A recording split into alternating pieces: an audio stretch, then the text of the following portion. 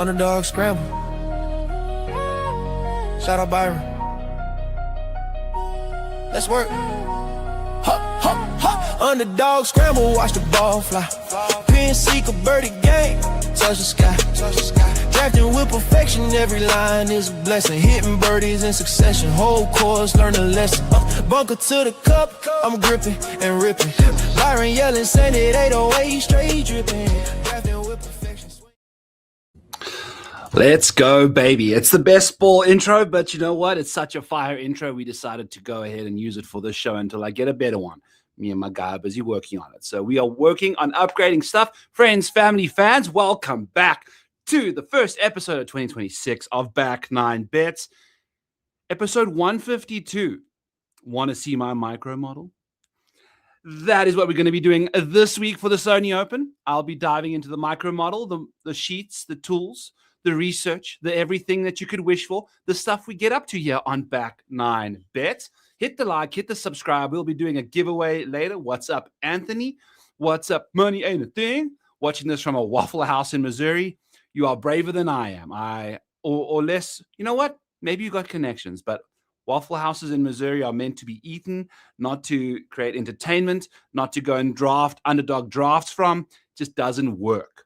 So that's what's going on in that department. But we made it back safe. Starbucks was our salvation. Friends, welcome. Let's have a good episode. We are working with a one and done for members only in the Model Maniac Patreon, link in the description. Go ahead and jump on in there. You have to be a member to make the picks, obviously, members only, and not fans, members.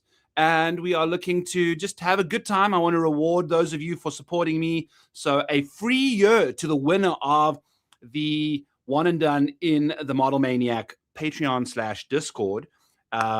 Second place will get half a year, 6 months for free. And then third place will get 3 months off. Lots to like about that.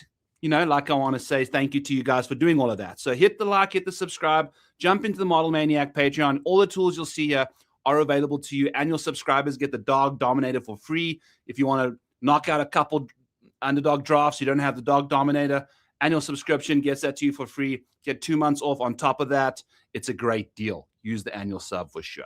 So check it out. Let's dive into it. We are rocking and rolling. Here is the summary tab. I've got all my favorite plays. I've got a whole bunch of finishing positions and things like that I've added to this micro model. As always, this is where we thrive, is in the micro model scenario. I also added for you guys a drill down tab next to the micro model on the right-hand side here. So you can see, okay, strokes gained from 50 to 100 yards. We can kind of use this as an intro to the course, what we can expect this week.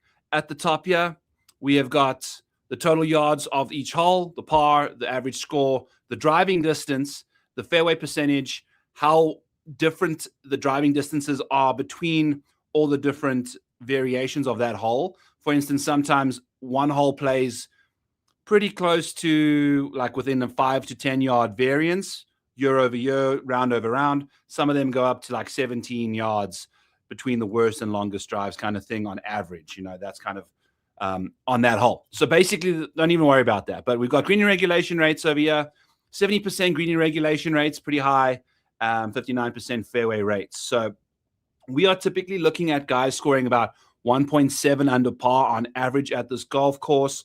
It's a 7,000 yard par 70. You've got your two par fives. Those both play well under par. They're almost looking at a casual little 1 1/3 of a stroke under par. And the course plays 1.7 strokes under par on average. So that is basically your scoring average for you. The beauty about the micro model that we are going to dive deep into, the fact of the matter is, if we are looking at a model, why would you be using approach rankings from 125 to 150 for, say, someone like Russell Henley, when that approach is more applicable to someone like Ben Griffin, Keegan Bradley, who's hitting a 320 off the tee on the first hole versus Russell hitting a 310. So there can be variations in distances, things like that. And what this tool does is it kind of uses how the average driving distance on that hole, and it rewards the golfer with their average driving distance over the field. So I'm not just plugging in a golfer's average driving distance that they have on average. I'm using it based off the hole that they're going to be playing. So we are looking at that scenario. As you can see, holes 2 and 3 at Waialae Country Club only have driving distances on average of like 270 yards. They're hitting irons off that tee. They're hitting hybrids to the layup areas because that's just how it is. And then off the first tee, they're hitting a 310. Driving average on PGA Tour is 300. So this basically goes ahead and breaks it down on a micro level as you're driving and playing the hole. Depending on how many green regulations you hit, depends how much strokes gained putting you'll have, because you can't gain strokes chipping if a hole's green regulation rate is 93%, 83%. So that kind of stuff is what we're looking at in a big way. And the model kind of breaks it down. So we can go over to the summary tab over here, kind of filter on a couple things. We've got model rankings, tee times, ownership. We'll dive into that later. I'm going to hide those columns, make a bit more space for us. I'm going to hide the tab over here that's got all my notes for each golfer that I've kind of gone through so far. We are kind of filtered on, I don't even know what. I think we filtered on strokes gained in round 1. Do we want to just go off the bat with some round one stuff? Or do we want to do some bets? No, we're going to go down the bets. We're going to cruise through the model, chat about where we're going, have a good time. So that's the micro model. In the summary tab over here, you can go ahead and find yourself made cuts. You can find yourself top 20s, top 40s, all of that stuff going on over here. I also added a new column that is a total of all of these. That's basically what this was, I think, filtered on at one point. If you filter by the total percentages of win, top 5, top 10, top 20, top 30, top 40 made cuts, these are the guys that have the highest percentage total. Because some guys have a lot of top 40 rates, but they don't kind of continue that into the deep top 10s, top 5s. For instance, like Hideki Matsuyama, he's doing a lot of his heavy lifting with top 30, top 40 rates. Those top 5s, top 10s, not really doing much, whereas Russell Henley is getting almost 100 points, almost 100%, 84% of his finishes combined are inside the top 10 there, with the top 10, top 5, top win percentage being like that. So it's really impressive to see. This is how you can use this tool. Over here on the right-hand side, you can go ahead and hit the filter button here to see who's finished the best finish at SONY at Waialae Country Club. And you can see, okay, we've got Hideki Matsuyama, Siwoo Kim, Nick Taylor, returning winners that happened in the last 5 years. We've got Russell Henley, Keegan Bradley, Nico Echeverria, Chris Kirk, all losers of playoffs at this venue. I don't know if Chris Kirk was, but Nico and Keegan, I was on Benny On when Keegan and Benny On lost to Grayson Murray in the playoff. I think it's plus 350 for a playoff to happen. We'll see how that goes. What's up, Wheels Up? Bows. Thank you, sir. A like is the least I can do. Oh, you are too kind. It was actually a blue waffle house. Yeah, I know. Hey, this show is a little more calmer, but we can say blue waffle on here if we have to. So we've got our fun names going on over here. JJ Spahn finished 3rd. Let's actually just get right into it. I want to chat about my guy, JJ Spahn. 19-1 to win this tournament. We're going to just filter on his name so that that's right up there. And we're going to go through his numbers. Because 19-1 for this man to win a PGA Tour event is bananas, especially in this field. It concerns me. I'm curious where this other sheet is. We'll find it. It's bothering me. Whatever. So JJ Spahn obviously won the US Open last year. Would have had an additional playoff championship at the FedEx St. Jude if it wasn't for Tommy Fleetwood. Would have had a Players Championship if it wasn't for Rory McIlroy. Tough situation there. If you go over to his course history, based off of the multitude of finishes that he has at this golf course, I think JJ Spahn is all the way down over here with his 22 starts. You can see we've got a couple miscuts, but in the last 3 years, we've got a 12th and a 3rd in those starts. So last year's finish was a 3rd position. He's coming around. JJ Spahn shows up in those Hawaii 5-0 t-shirts, the golf shirts that have all the floral, baby. Give it to me. I love that. So we are finding some groove on the course history front over there. 12th and a 3rd in the last 3. Love what's going on there. if we take a look at JJ Spahn's micro model, there's a lot to like as well. Not JJ Ewart, we're going to JJ Spahn.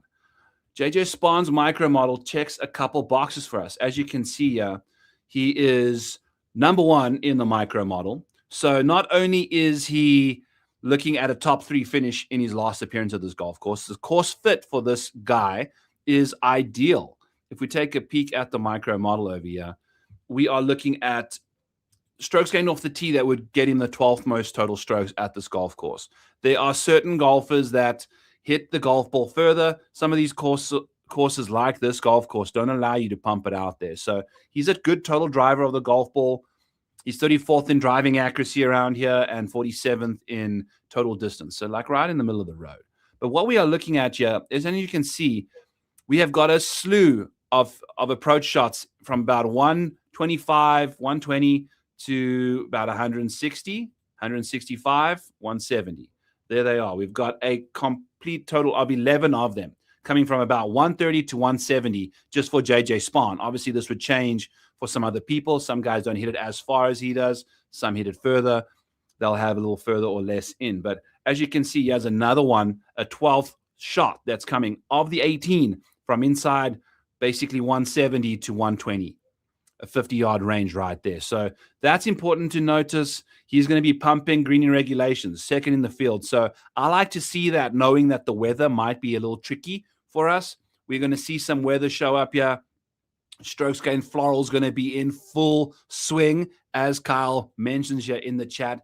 Absolutely where we're going to be going. So JJ Spahn, we are looking at a micro model that is number one in the field. He fits this course the best per my sexy ass model and the name of the show. We are looking at that. So yeah, I'll filter by Z2A. Numero uno, JJ Spahn. If we take strokes gain total over the last 6, 4, 3, 2 months, I graduated, and I didn't just take December. I took the 6 months leading into December so that we get a good 6-month sample size of golfers there. If we filter by that, we are looking at JJ Spahn once again at the top of the board, gaining 1.9 strokes on average over that prorated period of time. And then the course history, obviously, we're not going to find any success there because he's got a little more rounds prior to the 3rd and 12th. But Colin Morikawa grading out quite nicely the course history. I see Colin as Wheels Up's one of the favorite bets for the top 10 market. That'll be fun to see. Kind of interesting stuff there is Colin Morikawa's top 10 market. He only finished inside the top 10, basically 1 in every 5 starts. And the majority of those happened before the Players' Championship and including the Players' Championship. So since then, he's been really struggling to get inside the top 10. If you take a look at top 10 percentages, he's not even on the first page over here. You got to go all the way down to this area. I mean, he's sitting outside the top 20 in top 10 rates. So JJ Spahn is going to be our guy for the outright market. I think we're going to get a great course fit. We're obviously finding this man inside the top, whatever, 1,000,000% of the time. If we filter by the total overall percentages, yeah, JJ Spahn, top 5 rate, basically 1 in every 4 starts. He's inside the top 5. We're looking at top 10 rate, 1 in every 3 almost inside the top 10, and basically 1 in every 2 is inside the top 20 over last year's finishes. So there's a lot to like. As you can see, are the nice finishes there. I also have the best recent finishes for you guys in the last 10 weeks of calendar golf. This includes the same week. So if there's 10 events, probably in the 7 weeks that we've had, it goes back all the way to the Butterfield Bermuda. So we'll be having that kind of fill up nicely as the season unfolds. But that's basically the general gist of the model. You can see how each different guy does from a driving distance perspective, from a fairway percentage gained, strokes gained off the tee, green regulations, approach around the green, and putting. That kind of all adds up to give you your micro model ranking. That's all over here in this part of the box. Then these ones we've spoken about already. They take care of the actual overall ranking for us to give us a power ranking based off the finishing positions, the micro model, strokes gained total, course history, and recent form. So that's basically how we're getting our rankings this week. So that's that for us. I see Wheels Up speaking about Colin Morikawa, but before we do that, we are also betting JJ Spahn for a top 5 at plus 450 over at DraftKings. That number might have shrunk a smidgen. I see he's gone down from 19 to 1 to 18 to 1. drop all these odds in the Discord as I make them. So those numbers were live when we popped them in there. I also like a JJ Spahn top 20 for plus 100. If we take a look, let's go over here and take a look at what's going on at the SONY Open in the last 6 years. We can take a look by top 10, top 5, and win markets. If we filter by top 20s, here's Nick Taylor sitting all the way at the top. We'll chat about him in a little bit. Keegan Bradley, Russell Henley, Chris Kirk. These are all the best bets over the last 6 years. If you are betting to win $100 every single time you place this bet, this is how much money you would have won over that period of time. $371 for Nick Taylor. That's what happens when you cash four of the last 5 top 20s. So we'll actually be going to him as well for a Nick Taylor top 20, but we'll chat about that in a little bit. What I wanted to get into was JJ Spahn's top 20 rate of 46%. Not nearly as solid as the rest of his squad here, but still very, very impressive given the upside we see in this model. The 2 top 20s in the last 3 years at this golf course. And, he's playing fantastic golf. So I think a 20-1, a 50-50 shot at JJ Spahn finishing top 20, kind of a little higher than we expect in this golf course because a lot of these finishes were in signature events as well. So bear that all in mind. JJ Spahn plus 100. Then we can take a look at Nick Taylor. Since we're pulling his name up, we're going to be taking a look at a Nick Taylor for a top 10 and a top 20, plus 185 for a top 20, and we're going to go plus 425 for a top 10. First off, top 20 for Nick Taylor. If you take a look at what's going on here in the model, we're clicking on Nick Taylor's name. By the way, this is in the Model Maniac Patreon. Go to Models and Tools, and then you search for the research tool. This is what you will find. You use this, you can figure it out exactly where you want to go. So as you can see, plus 500, plus 500, plus 300, plus 300 for his odds in the last 4 years that he's cashed. We're only getting plus 185. That's the tax you pay for him having won the tournament last year. We should have been on him figuring his stuff out when he'd already gone 3 in a row entering last week. We might be a little too late. And as luck would have it, we're not getting that top 20 this week. But Nick Taylor has been playing quite nicely. If we take a look at what Nick Taylor's been up to, we can just filter by the best here and find his name. Over here, we've got a top 20 rate of 40%. So elsewhere, this kind of checks out. 40% is definitely some value, in my opinion, if you're looking at a plus 185 number. So we're going to get a little bit of juice over there added to our squeeze, which is always good to see. And then at this course, he's finished 11th, 7th, 7th, and 1st. So that's delightful to see, which is all about that top 10 as well at plus 425. You know what I'm saying? We're a big fan of that one going on there. So top 10, plus 425. If we take a look at his recent form so far for Nick Taylor, we can highlight his name over here, yellow, so we can find him easily. Micro model wise, Nick Taylor's 11th or 17th in the model. So that's a top 20 score for him. Love to see that. If we take a look at the strokes gained total over the last little while, Nick Taylor not necessarily showing up as high as we want. But again, this is mainly going to be for 21st in total strokes gained, weighted. So in this column over here, he's over there. And then if we just go course history, that should show up quite nicely for Nick Taylor. Again, this is using a slew of course history. If we go to his course history over here, we are going to see Nick Taylor over here. But we've got nothing but top 11s. He's only played here 32 rounds, though. So there's a lot more bad rounds before that that's weighing him down. But we've got, his historical strokes gained average over here. Colin obviously only dealing with 8 rounds. It's not going to be as reliable as the 32 rounds, 4 times more by Nick Taylor. So we like both those numbers. If we take a look at Nick Taylor's micro model here real quick, we can do Nick Dunlap as well if we feel like it. By the way, we'll be taking some suggestions for DFS deep dives towards the end of the show. Once we get them done with all the bets, we're going to have ourselves a blast over here. Nick Taylor gets it done once we leave the driving behind. Off the tee, he's going to be gaining 47th most strokes in the field. That's middle of the pack. There's 120 golfers playing this week.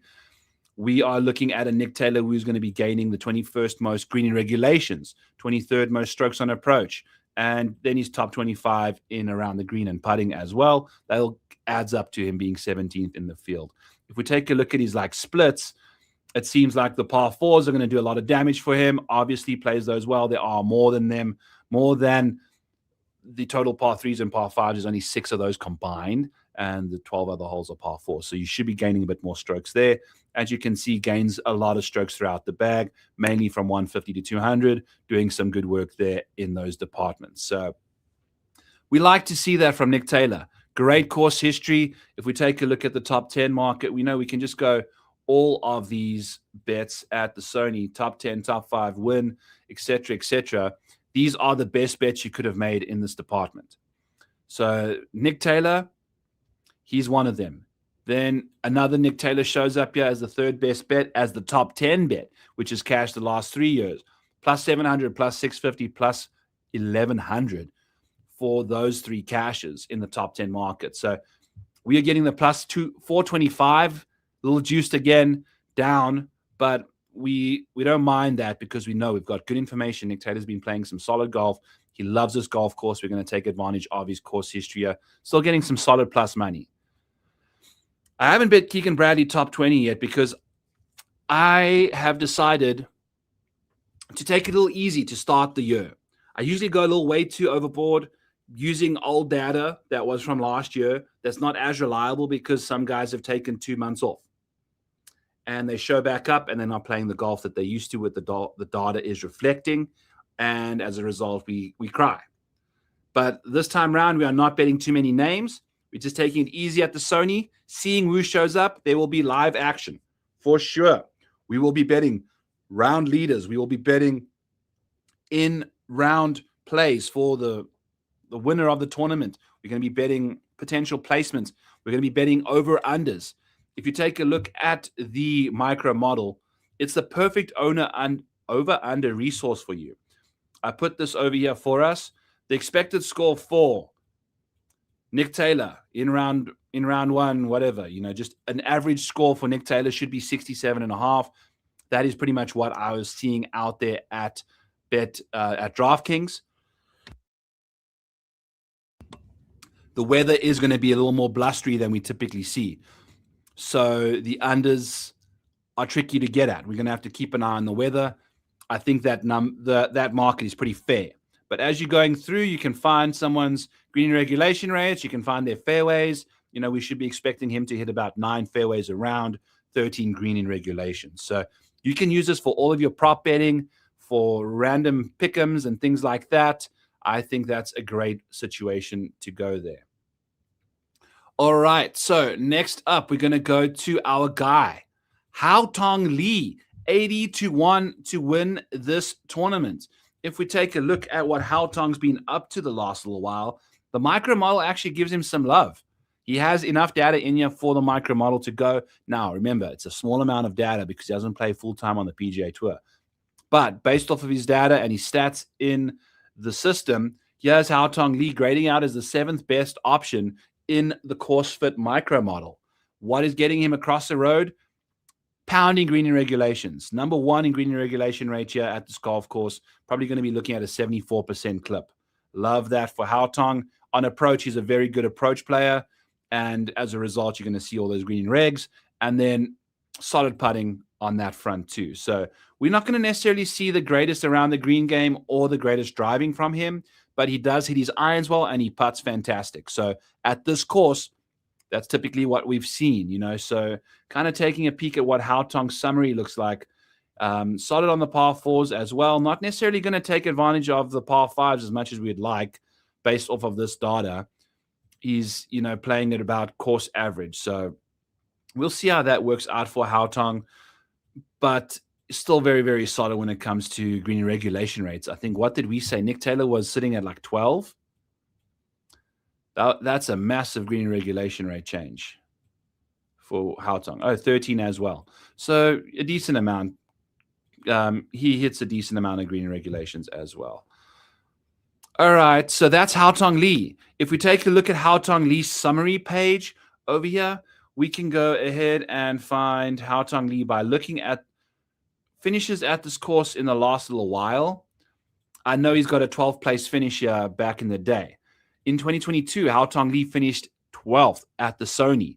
I fancy his chances. If we take a look at his data for finishing position rates, we are looking at a Haotong Li with basically 1 in every 5 starts in the DP World Tour being inside the top 5.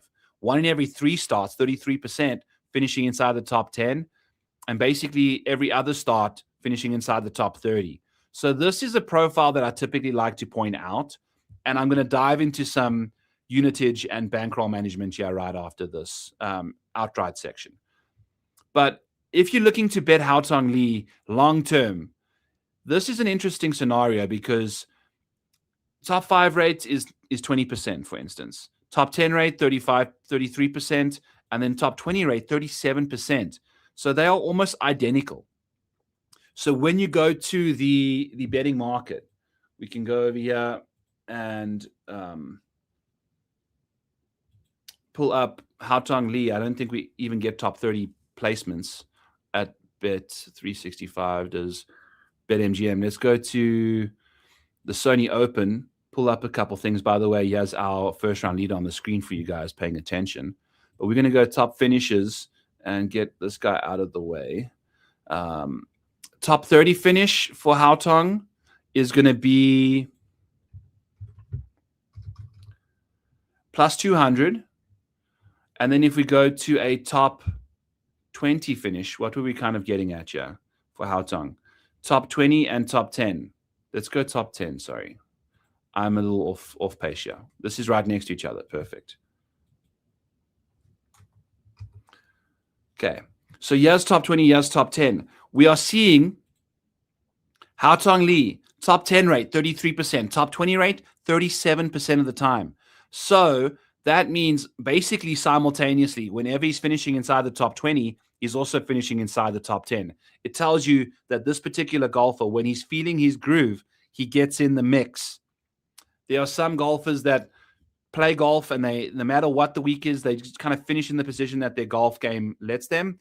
They have a nice even distribution of percentages. Like as you can see, Brian Harmon, 8, 15, 31, 46, 58. Basically, you want it to double. Or usually you see it doubling. 8 times 2 to get to top 10 is 15. 15 times 2 to get the top 20 is 31%. That's perfect. Then you go top 20 to top 40. 31 times 2, close to 58%. That's a very graduated kind of a betting placement profile that you will see. Whereas guys like Adam Scott are different names because you're not really getting much from him in the top 5 market, top 10 market. If you extrapolate from the top 5 out, double the 4%, that's 8%. You're getting pretty close to the top 10s. Then you go top 10 times 2. You go times 2, it gives you 9 times 2, 18. We're sitting at 25% for Adam Scott. But then you're filtering on the top 20 here, 26% times 2, 52%. But Adam Scott's top 40 rate is 70%. So that is Adam Scott's market. You know, we'll be probably looking at a bet for Adam Scott in the 70% range. I mean, that's pretty high up there if we're taking a look at it. So we've only got 11 guys that are with 70% top 40 rates. He's an ultimate professional, a consummate professional. If we go take a look at some Adam Scott top 40 markets, we're probably going to find a nice little number in minus 150. It's fair. It's a nice number. It actually checks out. I mean, that's not 70% probability. Adam Scott gets it done a lot, you know. So that's the kind of situation you can use this tool to kind of figure out. I'm going to be adding the odds, the placement tool back in here again soon this week. It's kind of been a long week for me. Anyway, we were just rambling there. I don't even know where we were going. One more outright, though. We spoke about Haotong Li. Got some good course history. He's been playing great. Top 10 at the Nedbank. 12th place finish at the Sony. Great iron player. Can make the putts. I think he's a great course fit for this golf course. He's 80-1. Let's go. Give us the 6 places each way over there. Then we're going to be going with our course fit guy, ranked number 17th in the model, I believe. Is a name that you won't necessarily expect to hear me talking to you about. He's $7,400 in DK. He's 13th in the model. We are looking at Mr. Gary Woodland, and he's going to be 90-1 to win this golf tournament with 6 places each way. if you take a peek at Gary Woodland's situation over the last little while, Gary Woodland actually finished the year quite nicely. We were looking at a little top 25 trio of finishes to finish out his final 4. We had 3 finishes inside the top 25 there. The Bay Current was a bit of a situation. Putter has been reclaimed to some capacity last year. Obviously, a fantastic driver of the ball with all that distance and approach play. Now we go into a golf course that kind of rewards your accuracy. He hits those 2-iron stingers around any course like an absolute champ. We are looking at his SONY Open track record here, and it's actually delightful. 16th place finish here last year. And back in 2018, a run of 4 consecutive top 13s at the SONY Open ended. He had a 7th, a 6th, a 13th, and a 3rd all the way back in 2015. There's a lot to like, and his kind of profile's looking this way again. We're not going to probably gain as much off the tee as he has typically, but maybe around this kind of golf course, he can get that done for us. He did quite nicely last year, just lost the putter. Now we found the putter kind of getting itself together on the back end of the season. Gary Woodland is 90-1 with 6 places. So you are left in a world of love and luxury when you're taking this kind of number because it's 90-1. So that's what we're looking at. That's what we're getting at. Gary Woodland, 90-1. I can't even click the right buttons. There we go. I didn't realize he had that good a sneaky course history at Sony. It's very interesting. Very interesting numbers comparatively. You don't necessarily think of him as someone like this, but if he's not making the cut, he's inside the top 20 at this golf course. So that's something that you can definitely take a peek at Gary Woodland's side of things. Again, we're taking it easy. I would be pouncing on a top 20 bet there. We're just relaxing. We're letting the game come to us. We don't want to be overexposed early, get down early in 2026. We're letting it come to us. So Gary Woodland, let's go. 90-1, some good course history, playing some solid golf entering the year. Someone asked me in the chat to kind of break down how people share their cards on Twitter and how you go about just betting your betting card in general. When you're taking a look at, and you know what, I'll actually just pull it up. A great way to kind of make your bets is to win said unit. So if we're going to go here and say, let's take a look at winners in the past at the SONY Open or just in general, you can see over here the odds. So there's like a 3% implied probability that this winner, Ben Griffin, some solid, let's just pull up his numbers. Yeah. Ben Griffin's win at the Worldwide Technology Championship was a 10-1. I'm not even showing the screen. There we go. He was 10-1 to win this event. Basically, what you want to do is if you look at it this way and you say, okay, I'm going to bet to win $100 every single time I'm making a bet, that will help you kind of figure out how much money to place on the bet. Because if you are betting to win $100 and, for instance, you are clicking on an outright that's 300-1, you only have to bet like 33 cents. But, if you want to have a minimum amount that you bet, which for me, I'm going to be using like a 1/10 of a unit this year. So $5 is going to be basically how we go about minimum bet on an outright. So if a guy's 200-1, I'm still going to place that $5 on there and win 1,000 versus if he was 50-1, I would be betting like $7 to win 350, 500, whatever. The math is not making sense to me right now, but you get the gist. So when you see people posting an 8-1 ticket, if they want to win $100, they're betting like $12.50 on that. Now, if they're posting a 100-1 ticket on there as well, I doubt they're betting $12.50 on that as well. They're probably betting a little less, probably to win a little more though, still. So ultimately, what you are looking at is if you use this $100 method, you are looking to win $100 every single week. Ideally, once you lose your other bets, because you're also going to be placing other bets, you still want to be cashing $80, so to speak, I guess you probably want to be cashing like 90, because if you are betting to win 100, you're probably going to be betting 12 to $10 total every single week. You want to keep a very similar budget. So if you're going to use a $10 as a budget, as a unit, stick to $10 for the week. If you want to bet a little more on one person to win more back, if you kind of really like him, go ahead and do that. Or you just spread your money over that one unit and you bet everyone else to win 110. So that if you cash a winner, you're still making over $100, Some people like to do like a 10x rule. Some people like to do a 7x rule, where you're trying to win every 7 weeks just to make your money back. Because if you're betting 1.25 units every single week to win, say 10, you're only going every 8 weeks that you need a winner. So kind of just depending how much you bet on each bet, how much you want to win each bet, how much you split up your bankroll.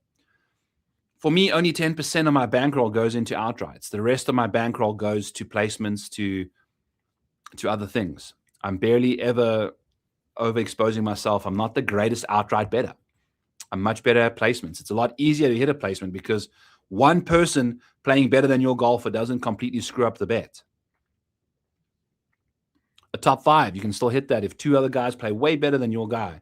As long as he plays great, you're still going to cash that kind of thing, So that's kind of where we're going over there. Nick Taylor is our guy that we've kind of been using as a token option for us. But you can kind of use this tool to kind of figure out any situation. Last year, the best bets to have placed in the top 20 market was a Ben Griffin. If you had yourself some Ben Griffin top 20s, take a look at what you're seeing over here. It would make a lot of sense to go to Ben Griffin in the top 20 market this week, wouldn't it? But if we're taking a look at his odds, top 20, minus 105.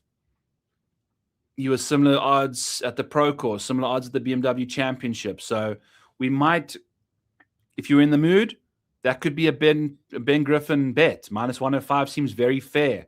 He's not necessarily played the greatest golf at Sony, though.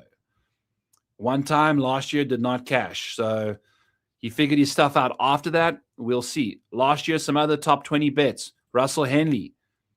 He was cashing top 20s like it was his job. JJ Spahn. That's why we're going back to the well. If we go over to this tab over here, you can type in Spahn and you can get a little summary of what you could have bet this guy at last year. And the top 20 market, betting to win $100 every single time, would have returned you a casual 300 and what is this number? $380. And we're cashing this top 23 of the last 4 times he's played. So actually, it's 5 of the last 6 American soil starts. He missed 2 top 20s at the Open and the Scottish. I'm fine with that. This top 20 market for him is so damn good. So that's why we kind of like this top 20 bet for JJ. The ball striking is so nice, all of that stuff. So I hope that answered your question, to kind of explain how people go about betting their units, how people go about, laying certain amounts on different golfers. We'll see how that all works out for us.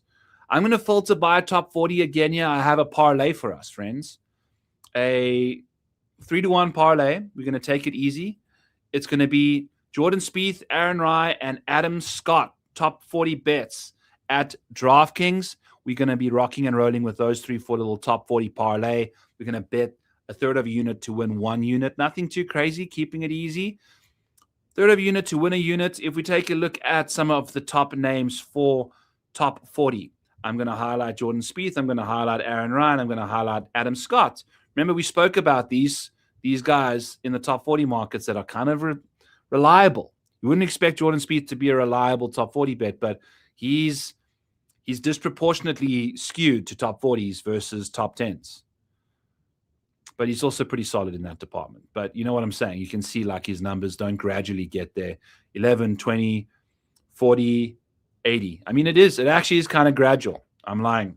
But still, 79% of the time, Jordan Spieth finishes inside the top 40. Love that. He's minus 150 if you're betting him pretty much up outright, straight up. We can't get there because why has everything got a timer on it right now? This is driving me insane. It happened last time as well. Jordan Spieth, Aaron Rai, Adam Scott, top 40s. They are both all three of them sitting inside the top 70 in top 40 rates. Aaron Rai, Adam Scott, Jordan Spieth, 79, 74, and 70% top 40 rates. Give me those three guys to finish inside the top 40 here.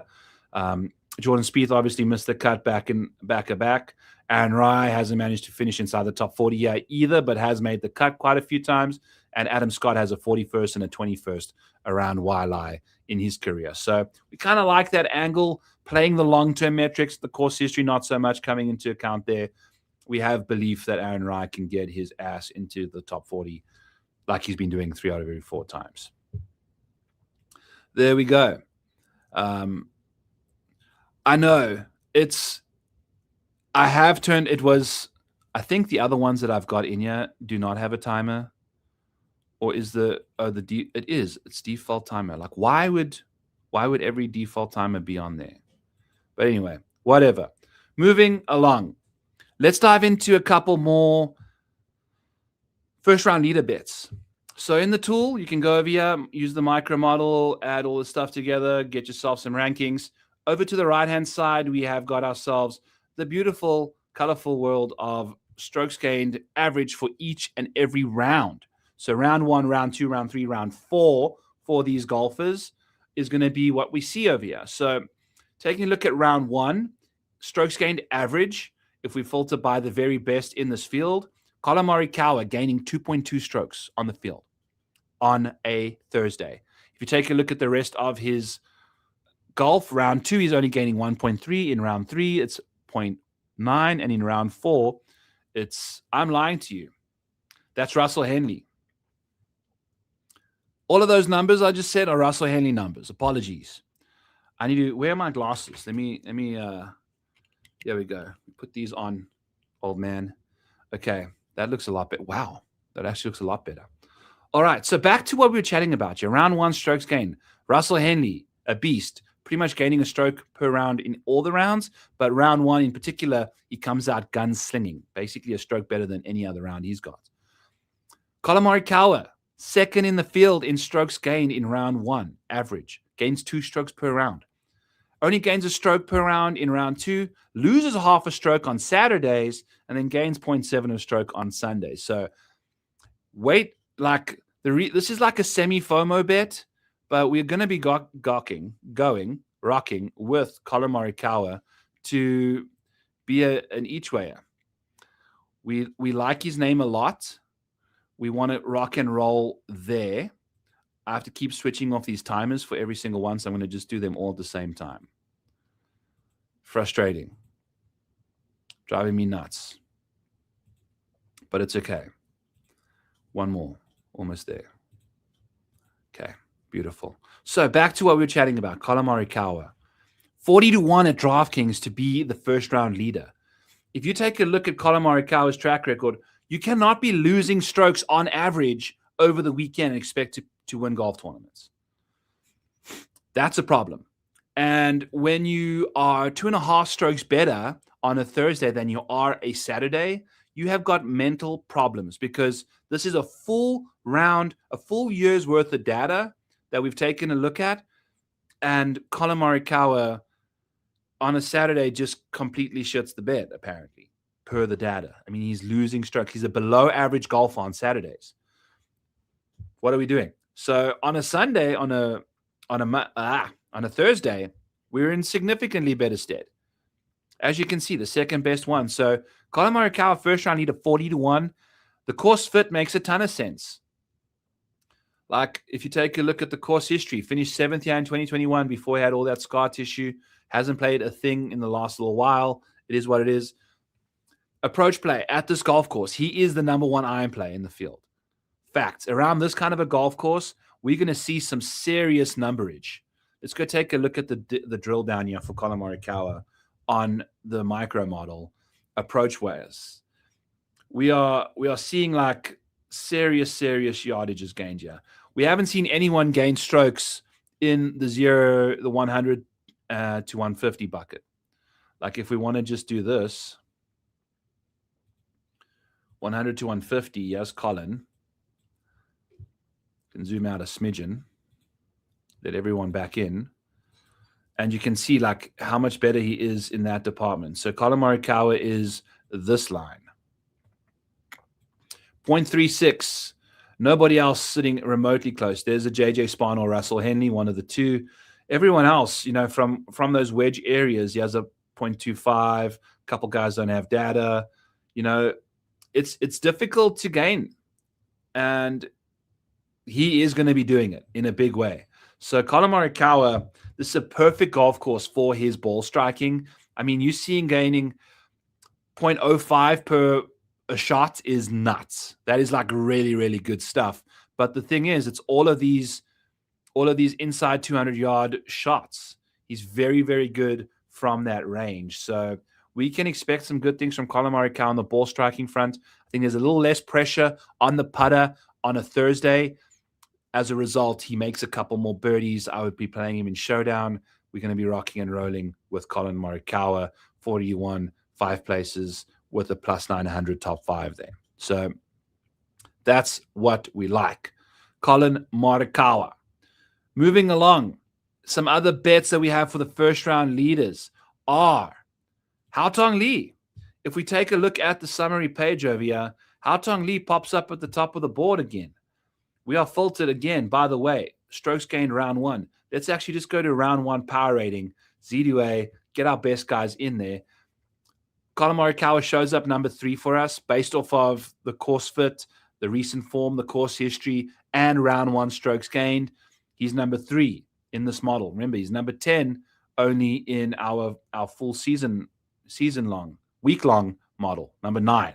So he sees a big change over there. We actually have him priced accordingly for round 1. So we'll be playing him in round 1, leaving him alone elsewhere. Haotong Li is 70 to 1 with 6 places over at Bet Rivers. He's the 4th best option for round 1 strokes gained. If we take a look, obviously, at his round 1 metrics, 1.9 strokes, 1.8, 1.5, Haotong Li on a Sunday completely just dismantles himself, falls apart. I mean, you're gaining over 1.5 strokes every single round, and then all of a sudden, Sunday shows up, and you're like flipping the script. You're losing like 2 strokes compared to what you usually gain. Haotong Li is going to be a fascinating case study for us. We might be fading him in round 4 if that's the case. Granted, he's on our betting card for outrights and first-round leaders. So I like his chances as a first-round leader in a big way. Well, maybe he takes care of business in Sony. It's obviously Sundays. Sundays are his problem. We'll see what he can do. We'll see what he can do. So JJ Spahn shows up next. Keegan Bradley, Harry Hall, Keith Mitchell, blah, blah, blah.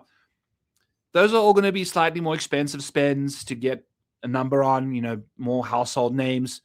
Who shows up then in the 9 spot? Pearson Coody on the Corn Ferry Tour was gaining 2 strokes per round in round 1. He's also a Sunday slumper, kind of like Haotong, not as bad. Still gains, but loses a bit. He is inside the top 10 for us when it comes to the overall round 1 strokes gained power rating. So first round leader, Pearson Coody, 90 to 1, 6 places each way, is where we're going. Sneezies. Pearson Coody, absolutely in the mix all the time in round 1. It's his best round. Still plays quite solidly after that. 90 to 1, 6 places each way. Some other names we are not going to be betting.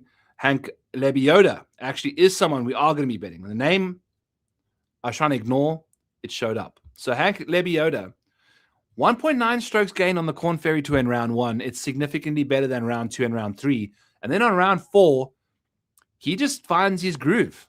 So Hank Lebioda is going to be a round 4 showdown option potentially for us as well. We will obviously incorporate the Sunday strokes gained into our rankings. He's a very good golfer. And with that kind of performance on a Sunday, you're going to be moving up the leaderboard. If we take a look at Hank Lebioda's finish rates, Excuse me, allergies are kicking my ass again. But Hank Lebioda and Chandler Blanchet, whoo, excuse me. Let's try that one more time. Hank Lebioda and Chandler Blanchet, both Korn Ferry Tour graduates, showing up on the PGA Tour. Kind of different strategy with these two guys. Hank Lebioda, a bit more boom or bust, sitting inside the top 5, 22% of the time, whereas Chandler only sitting there 13% of the time. But Chandler, a little more safe, more down the middle of the fairway. He's obviously one of these guys that is actually quite accurate off the tee, loses a bit off the distance, but gains on accuracy. This is a great golf course for him there. He's $7,100. But what we really fancy about Hank Lebioda is the fact that he's not afraid to get himself inside the top 10, top 5 at all on the Korn Ferry Tour. Got a high rate of top 10s out there and loves himself a good Sunday. You don't often get the chance to play a Sunday. So maybe when he does play Sunday, he's actually gaining a couple strokes in anticipation of just being a person that's getting an opportunity to do this thing. So that is easily the best strokes gain we've seen on a Sunday. 2.2, ahead of Marty Doe, ahead of Chris Gotterup, Austin Smotherman, Spahn, those kind of things. JJ Spahn, no real strength or weakness, gaining pretty much a stroke in every single round. Hank Lebioda, some guys. Chris Gotterup, round 1, round 3, loses strokes. Round 2, round 4, gains over 1.3 strokes in each round. Massive swings in profiles. Some guys start off slow, then you make the cut, then you start off slow for the weekend, then you bounce back again. Some guys start off fast and then plummet. So someone was asking for Kazuki Higa. Let's pull up Higa and see where we go from Kazuki Higa. We're kind of getting into the part of the show where we're taking some requests to deep dive a couple names. So Kazuki Higa, round 2 guy, gains his strokes in round 2 and round 4 typically. Nothing too crazy though. Has played you a bit. Not the greatest course history. He's lost a stroke in general. Finished 72nd back in 2023. If we're taking a look at his overall finishes, I mean, obviously we're missing significant data here. That's going to force me over to the data golf people. Kazuki Higa must be the Japanese tour that he's been playing. Top 20 at the Bay Current, couple top 5s, top 20s on the Japanese tour. Again, 2 strokes gained. I mean, when you're finishing top 5 and only gaining like a third of a stroke, a fourth of a stroke, field's pretty weak. So now we're going to be playing a much better field, but we've got a 72nd and a miscut at the SONY. That was 2023, 2020. Obviously very talented. You decide. I actually have some better plays for us though in the low 6s. So we'll get there as we go. All right, hit the like, hit the subscribe. Before we actually get to the SONY Open DFS side of things, let's do a quick giveaway in the chat. Hit me with who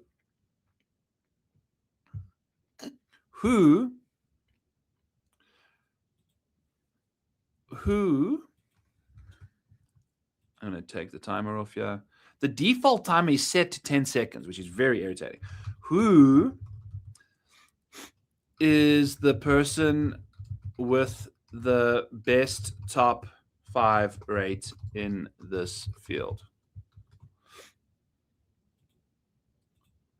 First person to tell me that's not a Model Maniac Patreon member gets a free month into the Model Maniac Patreon. You people in the Model Maniac Patreon have got all the free contests. You've got the one and done. You've got the worst lineup contest. You've got it all going on there. So Nick Dunlap, T10 last year, but the driver seemed broken. Okay, that's not a suggestion. That's a question. I'm going to need some answers from you guys. Who is the person with the best top 5 rate in this field? I'm pulling up his name right now. I'll give you a clue. It's one of the best golfers in the field. Shocker, I know. But I know a couple of you want the Discord for a free month. Let me know who has the best top 5 rate. Already a member, Ben Griffin. He's 4th in the queue. It is not JJ Spawn. It is Russell Henley. And I'll give you guys a freebie here because Christopher Wrighton is technically the leader here. I mean, the man had 1 million top fives on the DP World Tour. We're going to be going with Russell Henley to Bryson and Sanderson. Bryce Sanderson, my man. So yeah, Russell Henley, obviously, the disrespect. I mean, if we filter by the total percentages, he is the number one guy in this situation. So I love Russ. I love me some Russ. Let's go and get me in here. Let's look nice and tidy. Keep my face out of here. Okay, cool. So congrats. Hit me up. I think I've seen you on Twitter. Send me a message. Remind me. I always forget this stuff as I'm on the stream. Let's filter by DK price. Let's pull up some tee times. Let's pull up some ownership. And let's party. Let's party, baby. All right. I'm going to filter this, make this a little bigger so that it just kind of gets us to the end there. $10,100 is going to be Russell Henley and Ben Griffin at the top. Now, when it comes to course fit model, micro model rank, we've got Russell Henley number 2 behind JJ Spawn, and then Ben Griffin comes in 9th. It's not terrible, but you know, when you are trying to pick hairs, snip hairs, split hairs, we're looking to split hairs. This stuff matters, and obviously you can see ownership-wise, the people agree. Russell Henley's got a fantastic course history here. You know, we're looking at someone that's got a slew of good finishes. We haven't finished worse than 32nd in the last 5 years, and 4 of those years we haven't finished worse than 11th. So like Russell Henley, just an absolute peach around this golf course. We've obviously got that top 10 rate of 53% for Russell Henley on the PGA Tour in the signature events and majors. I mean, there's a 50% chance, there's a 53% chance, a little bit more than that he finishes inside the top 10 this week. So 25% of the people on Russell Henley teeing off at 754. Looks like he's playing with Ben Griffin and Corey Connors potentially. Who is going off where? 754. Henley, Harry, Griffin, Corey, Gotterup, and Campbell. Brian Campbell in the mix. Shout out BC. So Russell Henley is going to be our guy over Ben Griffin. Nothing to hate. You know, I'm going to be playing 5 lineups this year. 5 lineups, 5 times 10. We're going to go and play that special to shout out the big man. I'm kind of taking the Kenny Kim adoption here and rolling with less lineups to really focus on picking the right names when we do this and focusing on building that lineup. So we're going to be definitely rolling with Russell Henley in this department. Second as an overall model ranking. Let's go. I think it makes too much sense. He's got to win this tournament at some point again. He's won it before. Let's go. So the micro model rank we've got over here, obviously, Ben Griffin 9th, Colin Morikawa 10th. We're going to play Colin Morikawa in round 1 and not like freak out when he plays well, because remember, Colin Morikawa is going to do his thing. And then over the weekend, we're going to hit neutral a little bit. It's what he does. If it changes in 2026, then we know. But again, this is why we are not betting as much as we typically have. We're taking it easy, letting the game come to us. We'll put some more units down as we get more fresh data. I mean, these are the last 10 events played on DP, KFT, and PGA. And as you can see, the majority of these guys don't have any starts. Most of the DP and DP World Tour guys are on here because we've got some Corn Ferry, we've got some Full Swing RSM, stuff like that. So got to bear that in mind. I don't mind Bobby Mack. I like Henley and Spahn a little more. If Bobby Mack is going to come in at 12% ownership, I'm going to have a tough time passing up on that. I might throw him in 2 of my 5 if that's the case, because that's some nice leverage from someone who, if we take out the actual course fit, which is still sixth for, better than Colin Morikawa, better than Siwoo Kim, better than Ben Griffin, in course fit. So I like that. If we take a look at their recent form over the last little while, Bobby Mack is sitting at gaining 1.5 strokes per round. That's fourth in the field. If we take a look at some course history, he's gaining a quarter of a stroke. Nothing crazy. He's typically struggled around you. Nothing fantastic. 52nd and 53rd in the 2 years. Why not take a gamble on him? At 12% ownership, the course fit makes a lot of sense, and he's a much better golfer now, finishing inside the top 20 57% of the time. So finishing inside the top 30 57% of the time. So Bobby Mack, top 20 or bust, has not finished inside the top 30 without finishing inside the top 20, is what these numbers are telling us here. So if he's 12%, I don't mind that. But we are going Ben Griffin instead. We're going Russell Henley instead. A little bit of Ben Griffin if we want. No Colin Morikawa. Probably going to leave Hideki alone since, you can't play everybody. Don't mind some Bobby Mack now that I'm seeing this ownership down there.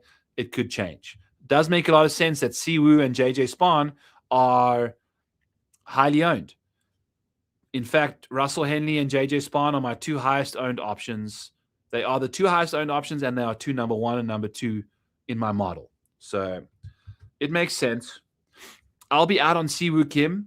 Reason being, we are looking at, and as you can see, guys we are not playing this week are guys that don't necessarily pop inside the top 10 much. They have their upside, but their struggles inside the top 10 remain a problem.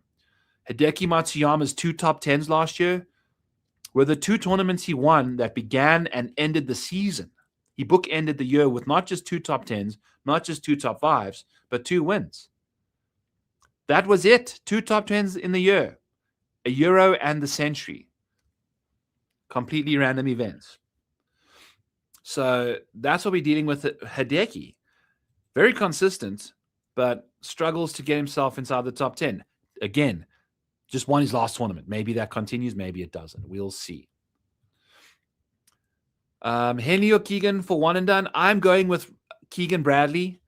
I don't feel like there's another area I'm going to be leaning at Keegan for.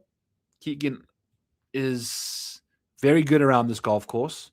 If we take a look at his recent form, we got a 12th, a 6th, and a 2nd in the last 4 years. A couple missed cuts.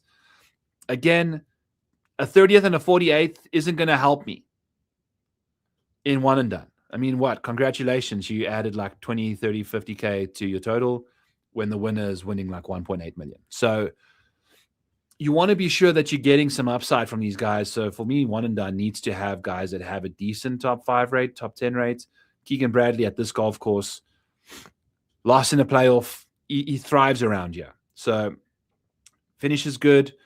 Number 4 in the course fit model makes a lot of sense. So taking Keegan Bradley here, I think the problem with Russell Henley is I want to probably play him at a signature event. He's one of the best golfers in the world. He not only just like shows up at these events. I have also like a massive course history sheet for us somewhere. Here we go. This is like everything, and this is like the raw data that comes your way. So let's go ahead and find Russell Henley here. Yeah. So Russell Henley's most recent finishes: 19th, 2nd, 15th, 17th, 10th, 2nd, 10th, 5th, miscut, 46th, 8th, miscut, 30th, 1st, 6th, 5th, 39th, 10th. Like, how many times did I rattle off a top 5 there? That was sexy. I think Henley's absolutely live elsewhere. Won a signature event, won the API. You got to find a spot for him. I think like a place like the Travelers is not a terrible spot to keep Russell Henley for. I bet him there last year and he finished like 3rd. So that's going to be worth almost triple the prize money if he wins that tournament. So like I don't think Keegan's going to be that guy for me in a signature event later on. Does this course have an early tee time bonus, as in going out early and playing better golf because it's so windy? Maybe, but also it's only been like 72 degrees out there. It's not super hot. Windy and super hot makes the course get baked out. Windy plus 72 degrees just makes it a nice day. So I don't see it being an issue early, maybe towards the end of the week when the course does get a little more that way, but we'll see. I have one more underdog scramble. Who's one must have and one sleeper big riser this year? Who you must have? Russell Henley. He's playing the SONY. He's going to potentially play the Cognizant, which is a very difficult start to get from people. Maybe he doesn't, maybe he does. But you're going to be getting that from him, and then you're getting the 2 signature events. I think you get the Amex as well from Russell. So potentially 5 starts in the first round. And then who must you have this year? Haotong Li. I've been taking a lot of Haotong Li to end my drafts. He's playing the SONY. He's a DP World Tour guy. I don't think he's flying back for any of the Dubai stuff. So Haotong's likely to SONY, Amex, Farmers, Waste Management, Cognizant. Top 5 of the first 7. Haotong Li. We've seen how good of a golfer he is. He's a great putter, great iron player. Let's go. He's also one of the leading birdie makers that we have on the DP World Tour. Compared to everyone else, birdie or better gained on the field, he was up there. So lots to like from Haotong. So kind of getting into everyone else here, JJ Spahn, obviously we spoke about. We're going to be smashing him in our lineups as well. Siwoo Kim, we're going to be probably fading at this ownership. So nothing that we dislike about him. Do you feel like Wrighton and Valimaki are reliable guys to fill out starts? General thoughts on either? Well, Christopher Wrighton is at the SONY. Sami Valimaki is not. So when I went nuts at the Starbucks and the Waffle House, the Blue Waffle House, I did not draft any Sami Valimaki at all. I was drafting all the Haotong Lees. If you are drafting now and you're not leaning into people that are really playing the SONY, because that is the only true information that we have that they will be playing this tournament, that's what I did. I leveraged as many SONY starts as possible because they give you the best opportunity to potentially find someone that goes 7 straight if they find their way into the signature events. Anyone that's not playing the SONY, the best they're going to give you is 6 starts. It's one less start to get them into signature event status, to get you extra bonus points, if you guys are struggling. So that's kind of how I look at it this week, is what information is certain to you. Let's go. Also, another must-have is Billy Horschel. Just saw him on TV again saying he's going to play 10 straight tournaments if he does play the signatures. I don't really care if he does or not. We've got enough. You're drafting enough signature event guys anyway. But you're going to be getting the Cognizant. Like, getting a certain Cognizant start from somebody is a huge deal. And he's told us that we're going to be doing that. And I've got $1,000 of Billy Horschel in Scramble. He's 33% of my exposure. Because I believe the information that we've been provided. I can tell that his schedule is going to be a monster. And around these kind of courses, he thrives around Florida. Once he's through the first 2 rounds, so be it. He's also played very nicely at the Open Championship and the Genesis Scottish Open. So I can definitely see Billy Horschel potentially helping down the stretch. But he is essentially the person that I'm leaning on to get out of rounds 1 and round 2 when it comes to best ball. Late, high floor, a reliable golfer, going to be playing a lot, very good on the East Coast. Best ball take for you guys.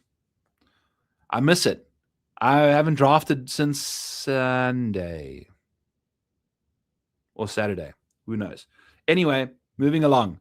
Down in this bottom of the barrel here, Nick Taylor, we're obviously betting him top 20, top 10. At 15% ownership, there's nothing that's really screaming to me that I want to play this man. Let's just kind of leave the screen here like this and take a look at his power ranking versus DK's power ranking. They've got him a little higher. There's no real true value. He is the defending champion. We've obviously bet the top 10 and top 20. We'll just leave him alone. guys, especially in this range, I was mentioning to Kenny on the show, if you take a look at the DK price versus power ranking difference, everybody in this 8K range, apart from Corey Connors, is an actual like negative value. Like, look at this.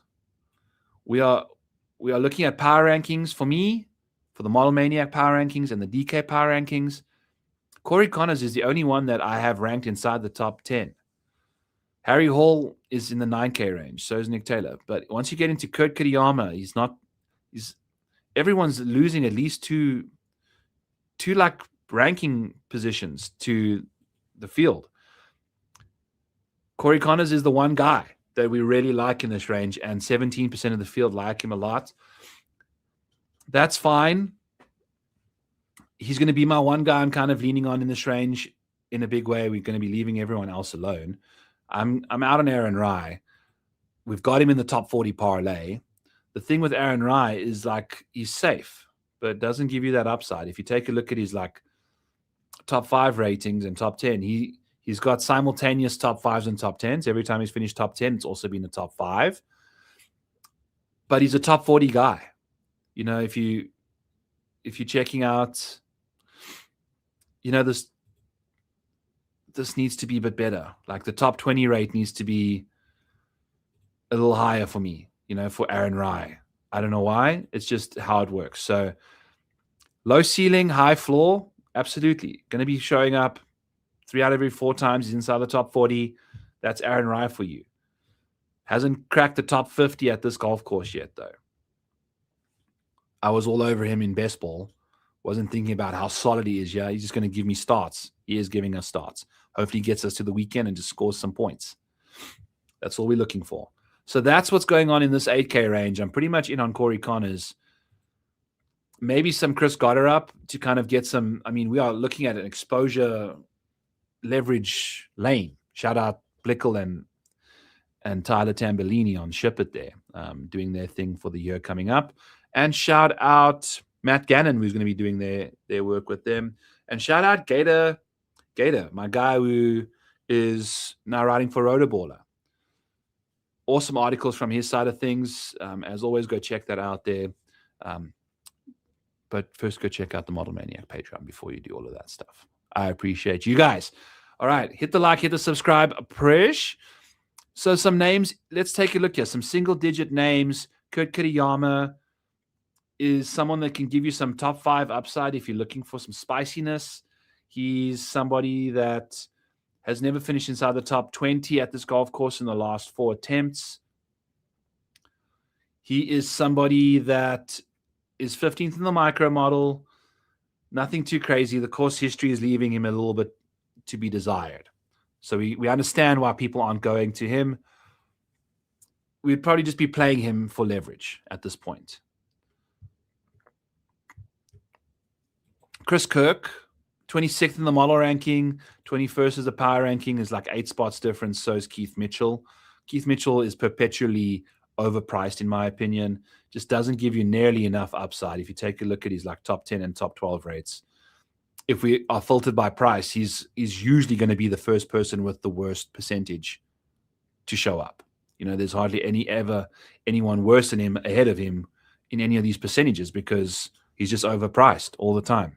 He's very consistent, so his strokes gained will pop up pretty hard, but he's like overall ranking not so good because, you know, his consistency is like mispricing him. It's causing calculation problems. But even his consistency is not the best of the metrics that we're dealing with right now. Better strokes gained in the micro model, better strokes gained in course history. I'm out on Keith Mitchell in general, but at 4%, we've got a 7th, a 14th, a 30th, a 30th. Again, like Keith Mitchell's like translated and graduated to like being a top 40 guy now versus top 20. He's just not it. You know, like what happens more often than not for the first time in Keith Mitchell's round or season? The first time anything gets over 50%, it's top 40 rate. 44% top 30s, 28% top 20s. You know, what happens more often than not? Top 40s for Keith Mitchell. Chris Goddard up. What happens more than not? Top 30s. If you're looking at Keegan Bradley, what happens more often than not? It's top 20s, 55% of the time, top 20, So those are better options, in my opinion, not that big of a difference in price. So I'm kind of hammering the 9K range along with everybody else. And Corey Connors may just have to be a casualty of ownership, but people seem to be glomming onto him. Again, we're not going to be looking at Aaron Rai, so that's 16% of ownership that we're not going to have to deal with. We're taking a look at Nico Echevarria. Looking at his situation, obviously I had him on my betting card last year. It was the back-to-back playoff losses for me at the Sony. Benny On and Nico will hopefully win it this year. We'll see. But Nico Echevarria had a putt for Eagle and lost the playoff. Yeah. That's the luck we had last year with Nico. So hopefully this year it's different. 12th and 2nd at this event in the last 3 years. So some solid track record at this golf course. He finished 4th at the RSM, showing some good vibes, showing some good form. 31st in the course model. What's going to really hurt him seems like just an overall game. The approach game, 33rd in the field. Putting is his main strength. He's going to be gaining 15th most strokes in the field this week putting. 18% of the field going to be on him. When it comes to ranking us versus him, there's a 2-spot difference I can't say I'm thrilled about. Nico, give me Denny McCarthy instead. I understand we're going to get significant ownership leverage. We're going to get Jake Knapp and Denny McCarthy both pop inside the top 20 for me for course fit. Denny McCarthy is 22nd in DK pricing. He's 14th for us. So that's good to see. I'm actually just going to hide this column for now.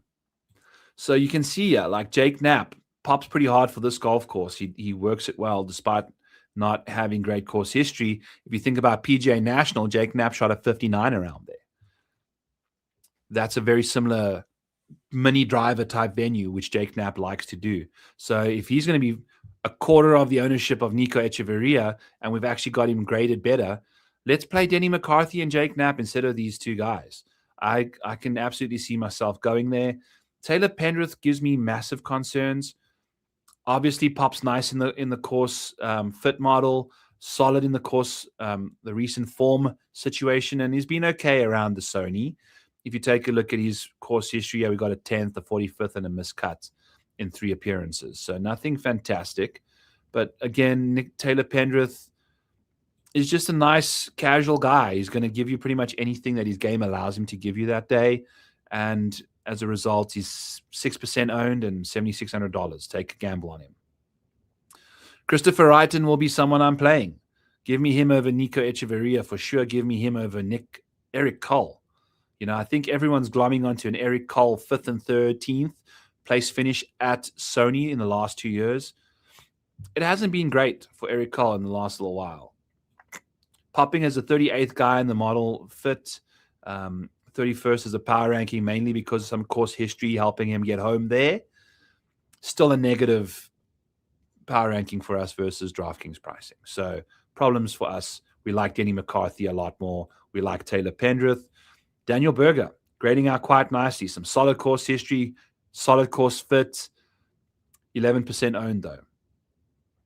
Someone that I'll be looking at as well. Neil Shipley doesn't have a micro model rating, so he's going to get dinged a bit.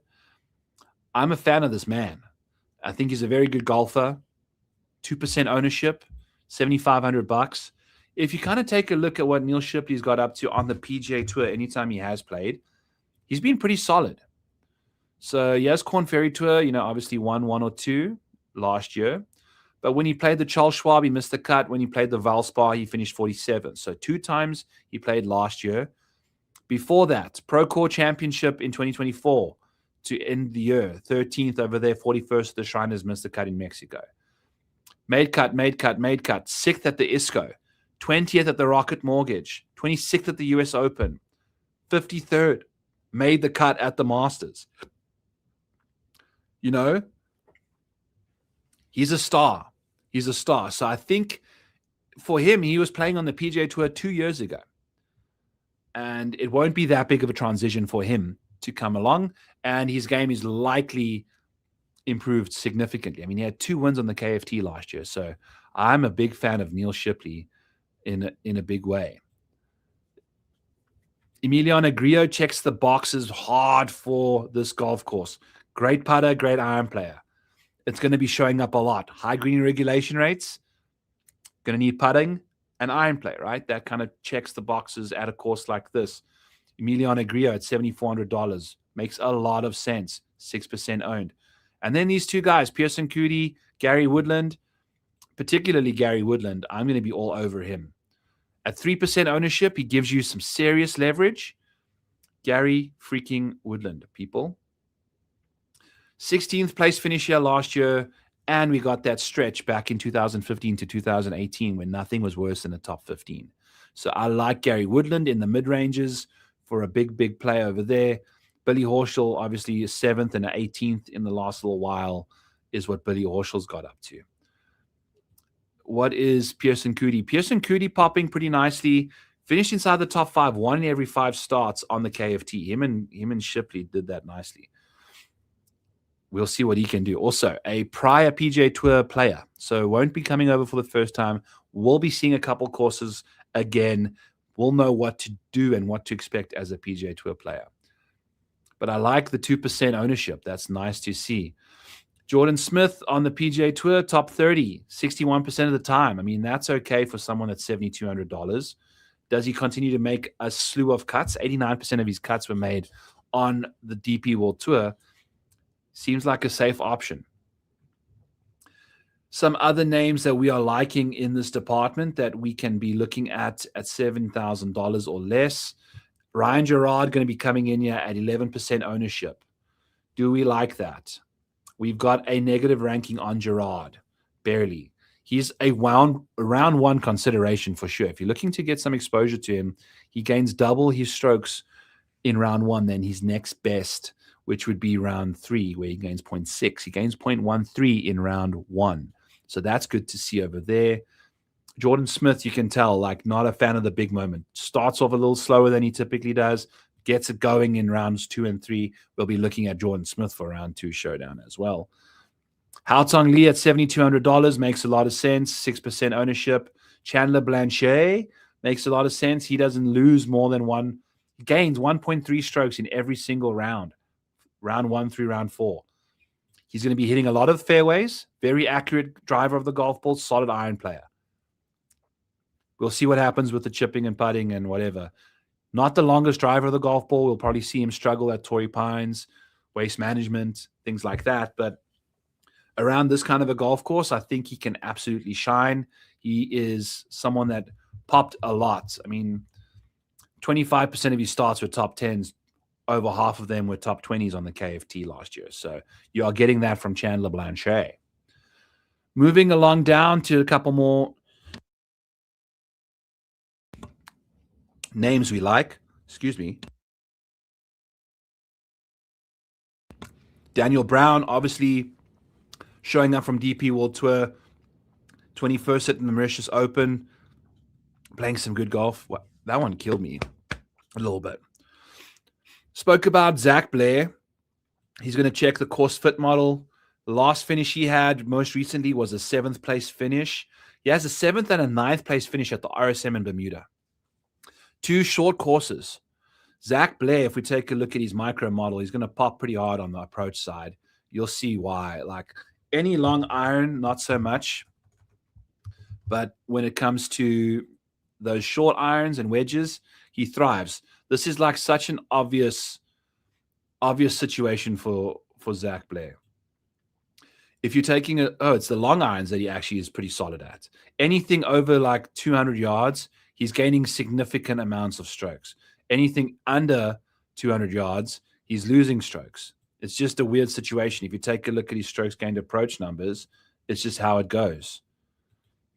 Do we have that somewhere? I've got way too many tabs. I've got way too much going on, which, by the way, is not a problem for you. You have got way too much information for yourself over in the Model Maniac Patreon.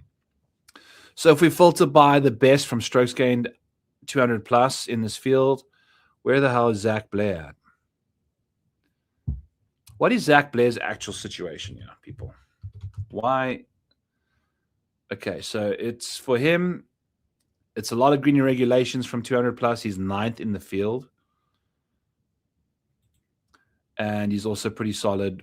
He's typically pretty solid inside 100. Okay, interesting stuff. But you understand what we're getting at here. Zach Blair, if you take a look, like short wedges and things like that. I need to figure out what the hell is going on. That should not be the case. But green regulation rate's really doing a lot of heavy lifting for him from 200 plus, which is kind of important to hit the greens.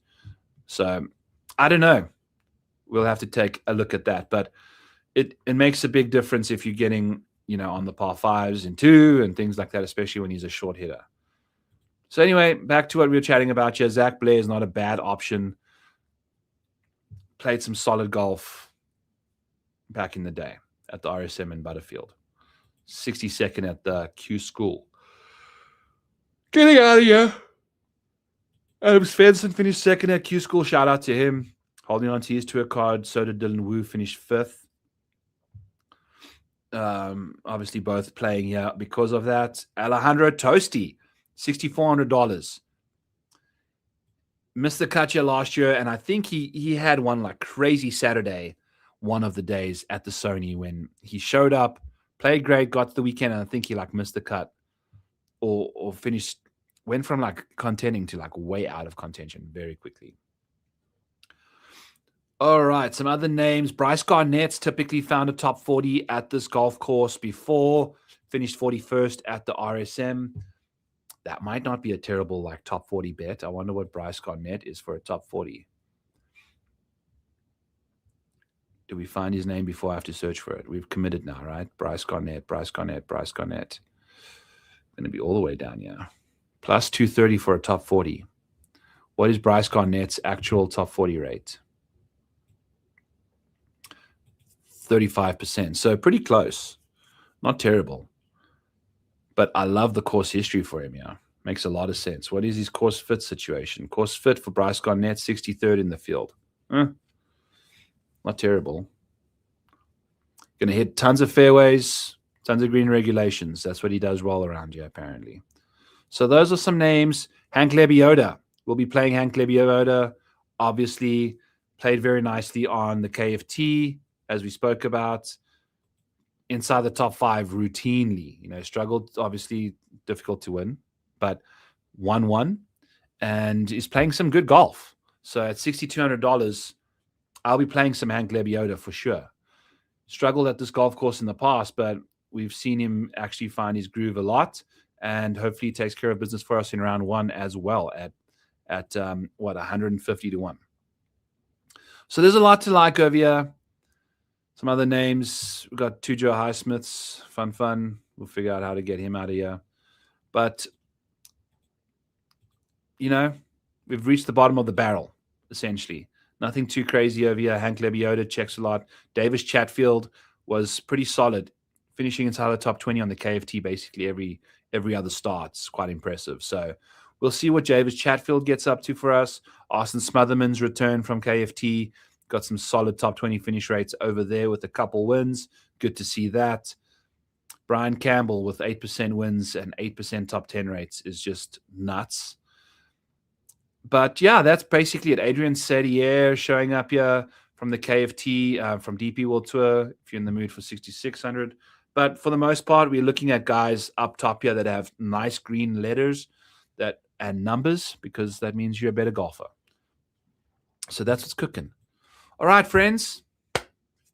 Thank you so much. Happy Back Nine Bets Day, episode 152. You want to see my micro model? And you did. You saw a lot of it. All of it. So we're going to have a great Sony. We're going to chat about some bets. JJ Spahn to win, 19 to 1. JJ Spahn, top 5, plus 450. Top 20, plus 100 for JJ Spahn. Haotong Lee, 80 to 1 with 6 places. Gary Woodland, 90 to 1 with 6 places. Those are only 3 outrights right now. Taking it easy, seeing what's going on. Kind of invested with JJ Spahn there. Might take a Christopher Wrighton. May take a Michael Brennan, may take Johnny Kiefer. We'll see. I don't know if I like them at this kind of a golf course, though. That's the thing. We'll see. But Nick Taylor, top 20, plus 185. Nick Taylor, top 10, plus 425. And then we've got ourselves a little parlay for top 40s over here. We've got a Jordan Spieth, Aaron Rai, Adam Scott, top 40 parlay over at DraftKings for plus 300. That's delightful. They've all checking top 40 rates of 70% and beyond for all three of them. So they find themselves quite consistently inside the top 40.